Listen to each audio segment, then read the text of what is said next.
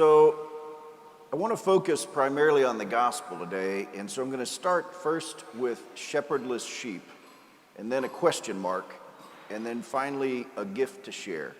So first, shepherdless sheep. You know, when Jesus looks out at the crowd, he sees shepherdless sheep, and he has compassion for them. And the words that are used in the gospel are that they were troubled and abandoned.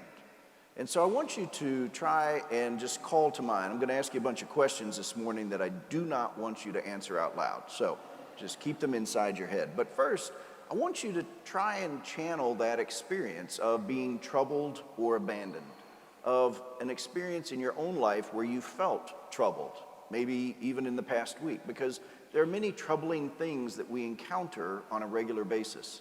And most of us, at some point in our life, either feel abandoned or alone.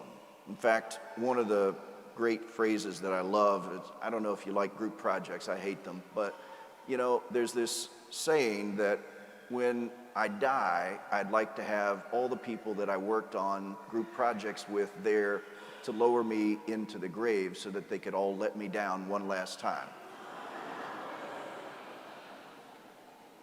We've all felt let down. We've all felt abandoned. We've all felt alone. And so today's gospel is really directed to us because Jesus is looking at us, and he does see when we feel troubled. He does see when we feel abandoned. And not only does he just see it, but that word compassion literally means to suffer with another. And Jesus suffers with us. But the other thing about that word compassion is that it moves to action. You know, we can pity someone, but pity doesn't cause me to do anything differently. I can look at someone and go, oh, what a shame.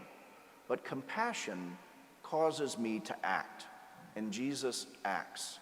And what he does is he summons. He summons people together.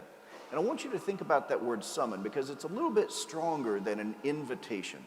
And I also want you just to think for a minute about why you're here this morning. Again, do not answer out loud. Some of you probably would say, because my dad wanted me to be here. Okay, great, good on you, dads.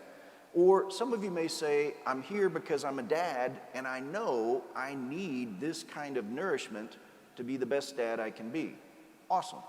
But whatever brought you here today, whatever motivated you to get up this morning and come to Mass, that's a summons. Because it began first by God reaching out to you. You may not have even identified it that way, but the action of God is always reaching out to us. He always initiates that summons. And he summons us together for a purpose. And he did the same in the gospel today. He called together these 12. And you know, the funny thing about these 12 is there's a little punctuation missing in the gospel because it goes through the list and it starts out with Peter and Matthew and Judas. And at the end, there's a period, but it really ought to be a question mark. These 12, he summoned these 12. He summoned Peter, who denied him 3 times.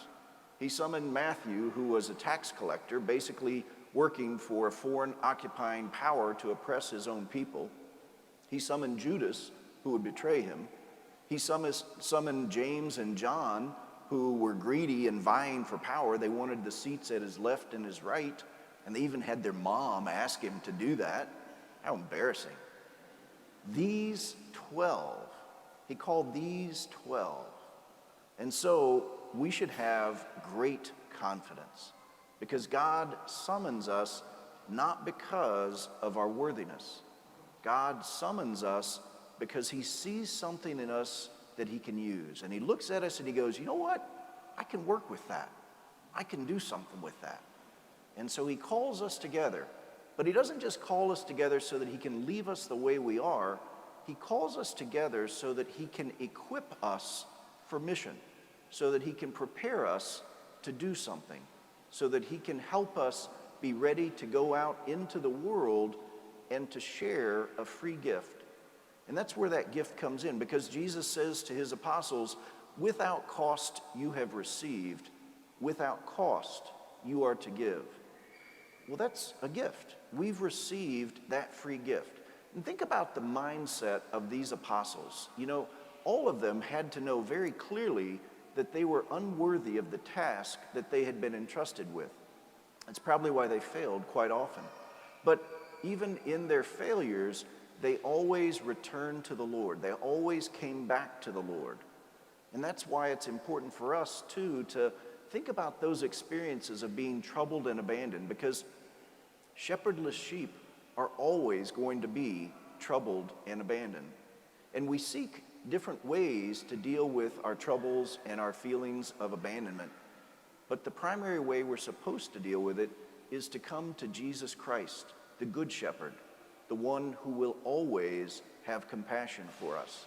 And because of our experience with that Good Shepherd, we've received this amazing gift, this gift of mercy and forgiveness, this gift of unconditional love, this gift of the power of the Spirit to do all those crazy things that are named in the gospel, to heal the sick, to raise the dead.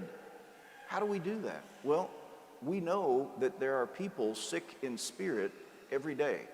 We know that there are people who walk around like zombies because they can't figure out what their life is about or what they're supposed to do. We know that there are people who desperately need to hear a good word. And so because of that, we have recognized the gift that's been given to us, the gift of God's love, and that's what we're encouraged to share. Now, today we celebrate our dads, and we celebrate our dads because we recognize the importance of fatherhood, that the gift of fatherhood is what helps a community grow together. The gift of fatherhood is what helps a family to have that stability and that direction. And so we want to pray for all of our fathers, for those who are expecting their first child or their next child, for those who have been fathers for many years and now have the opportunity to even give that gift to the next generation and their grandchildren.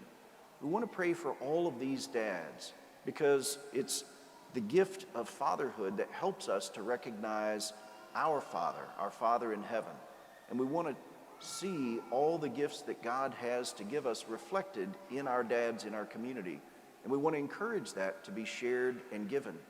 And so today I just invite you to go back through this gospel, to connect with your own troubles, with your own feelings of being abandoned, to see that God indeed has summoned you for a purpose and that he has given you a gift, and he invites you to be willing to share that gift, because what we have received without cost, we are to give without cost.